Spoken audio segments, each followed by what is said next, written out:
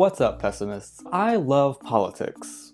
Well, I love talking about politics. It's the reason why I made this channel. But perhaps even more than talking about politics, I like movies and TV shows and talking about and analyzing them. So for today's video, I thought it would be cool to combine my two loves and talk about politics in movies. So let's talk about Jordan Peele's new horror film, Us, and specifically the question of who is the villain in the movie. Every good horror film has to have one. Who is it in Us? Coming off the heels of his massively successful Oscar-winning debut film, Get Out, there was a lot of pressure on Jordan Peele to really deliver with his second film and avoid the sophomore slump, and he did not disappoint. Us is successful as a horror film. It's unnerving and suspenseful, but I think it's even more successful as social commentary. I think it has a really important and timely message that we should all really be thinking about right now. While Get Out went for a concise, direct exploration of race, prejudice, cultural appropriation, white privilege, and systemic racism, Us takes the philosophy that birthed Get Out and expands upon it to encompass other forms of inequality in American life. So before I go any further, let's do a brief rundown of the movie's plot before we analyze what it means and who the villain is. So this is your spoiler warning. If you haven't seen Us yet, then do not watch the rest of this video until you do. The movie begins in 1986 with a little girl named Adelaide watching a commercial for Hands Across America, a 1986 charity stunt designed to draw attention to homelessness, hunger, and poverty by forming an unending human chain of Americans holding hands meant to span the length of the country. Adelaide's parents take her to a theme park on the boardwalk in Santa Cruz, where Adelaide wanders off from her parents and is seemingly drawn to enter a house of mirrors, with the words "Find yourself" above the entrance. In the house of mirrors, Adelaide finds a little girl who looks identical to her. Before we can see what happens between the two of them, we skip ahead by about an hour after her parents have already found her. We don't know what happened, but we know that it had a huge impact on Adelaide as it causes her to stop speaking and also be diagnosed with PTSD. Fast forward to present day.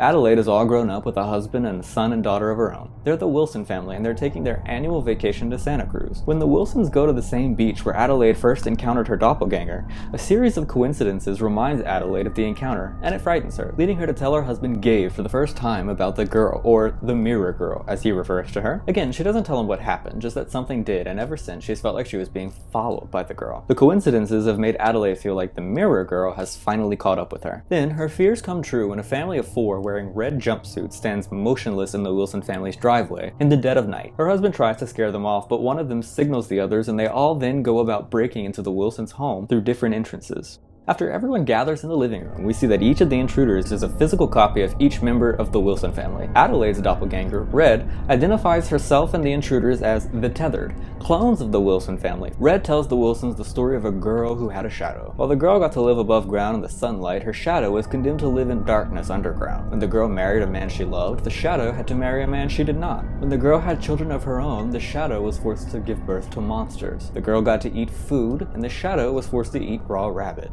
The girl got gifts, and the shadow only got the gold scissors that she carries, which cut her fingers. So Adelaide is the girl and Red is her shadow. For whatever reason, the Tethered are condemned to live dark, inverted versions of the lives led by their counterparts above ground. The only way for the Tethered to be free is to kill the humans that they are clones of and take their place. One by one, Red dispatches each Tethered to hunt their corresponding humans to kill. Gabe is able to kill his double Abraham, while the rest of the family is able to escape theirs. They go to a nearby friend's home only to discover that their friend's own clones have killed them as well. Again, the Wilson family is able to kill their friends' doppelgangers. They turn on the news to discover that across the country, the Tethered are coming from underground, killing their human counterparts, and forming a Hands Across America style chain across the country. When they try to flee, Red is able to kidnap Jason, Adelaide's son, and bring him underground, forcing Adelaide to face her fears by returning to the House of Mirrors where she first met Red in 1986. Adelaide easily discovers a back door in the House of Mirrors that leads to some kind of underground facility with rabbits, presumably cloned rabbits, are running all over. When Adelaide finds Red, Red explains to her what's going on. At some point before 1986, an unidentified entity, it's safe to assume it's the government here, launched a massive experiment to clone every living American in an attempt to use the clones to control their human counterparts. The experiment failed because while they were able to clone the human body, they were unable to recreate the human soul, so the project was scrapped and the Tethered were abandoned underground, doomed to exist as a soulless version of their human counterparts, deprived of all the joys and privileges of life above ground. Red explains that she organized a revolt among her fellow Tethered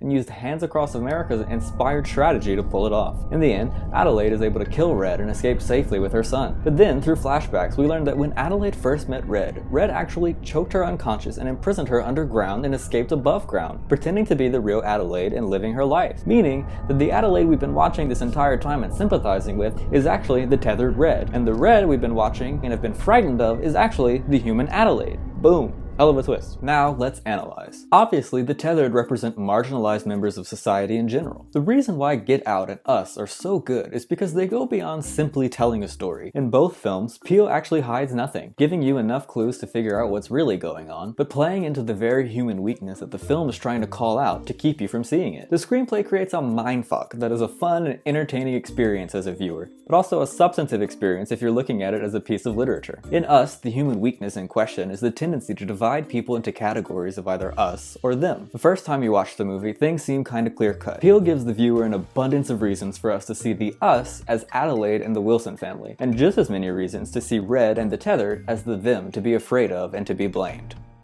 The Wilsons are the heroes and the tethered are the villains. When it's revealed that who we thought was Adelaide was actually tethered Red all along, the entire framework of how you were experiencing and understanding the movie is rendered completely false. If you were to watch the movie a second time, now knowing what you know about who you thought was Adelaide, it's impossible to feel the same way about that character as you did the first time around. Same goes for Red. You'll spend your entire second viewing suspicious of Adelaide, monitoring everything she says and does, looking for clues of her deception that you might have missed the first time around. And there are plenty of clues to be found. But the point is that during the first viewing, you're so blinded by the preconceived notions that the film dangles in front of you and dares you to fall into that you can't see the truth. The protagonist becomes the antagonist, the villain becomes the hero, the us becomes the them. All of a sudden, you see Red, or the actual Adelaide, as sympathetic and her mission, which was so terrifying to begin with, as a little bit more righteous. She's the wronged party who had her life stolen by a member of the soulless tethered. But let's go deeper than that. Why did we ever think Red was the villain in the first place? Why did we think that Adelaide was? What is it that they did that made us view them this way? Let's examine their actions. Take Red, for instance. What did she do? She was forced to live underground in misery through no fault of her own, and she did what she had to do to make a better life for herself. Now, it wasn't pretty, but can anyone really blame her for trading places with Adelaide? And then we have the real Adelaide, who was forced into the same conditions as Red, again through no fault of her own. Can we really blame her for organizing the tethered to take back the lives that they've been deprived of for so long? The villain is neither of these women, nor the groups that they represent. Red, the oppressed, Adelaide, the privileged. The villain is whoever created this false choice in the first place, whoever created the conditions that allowed for there to be a perennially disadvantaged group of people in the first place. Red and Adelaide, and people in general, spend so much time fighting each other because of what one has that the other one doesn't, that we fail to see that most people are just doing the best they can within the flawed framework of a system and a society that they didn't create. A society in which one group's gain is often seen as another group's loss, where the financial improvement of the poor is seen as a threat to the wealthier middle class. Is President Obama engaged in class warfare? Class warfare. Class warfare. The politics of class warfare. Trying to drive a class warfare argument.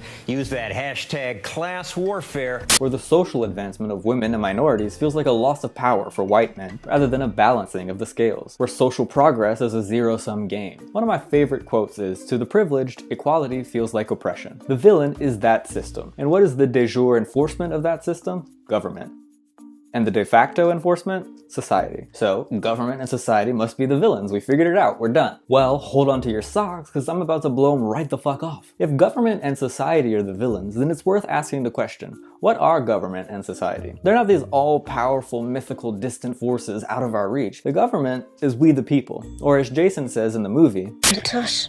the government is a reflection of what our society prioritizes, and our society is a reflection of who we are as humans. Government can only get away with what we allow it to get away with, and society is nothing more or less than us. This is the richest and most powerful and most developed country in human history. If you ask most Americans about the many forms of oppression that exist in our society, a majority of them would probably say that they're unacceptable. But the only way that racism can exist, the only way that classism, misogyny, lack of healthcare, income inequality, homelessness, hunger, the only way that any of these things can exist in America in any significant way is because we allow them to. Because not enough of us have collectively decided that those things are unacceptable. And a lot of that boils down to the false us versus them dichotomy. It's a method of oppression used by the powerful, made successful by us when we decide that a problem isn't really a problem unless it directly affects us. A person who can't afford healthcare isn't a problem to me because I can. Children being kept in cages by our government isn't a problem for you because your kids are safe and sound asleep in a warm bed. An unarmed man being shot by police because of the color of his skin doesn't bother you because maybe you're white. That probably won't happen to you. In the false dichotomy of us versus them, the them don't actually have to exist unless we want them to. So the villain in us is really,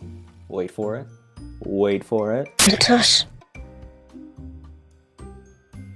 Thank you so much for watching this video. If you liked it, please give it a thumbs up. Make sure you subscribe and follow me on Twitter. I'll have the link for that down below in the description. Make sure you check out my channel. I have lots of other videos. Hopefully I'll be making more videos like this one that combine pop culture and politics. We'll see how that goes. Thanks for watching, and I'll see you again soon.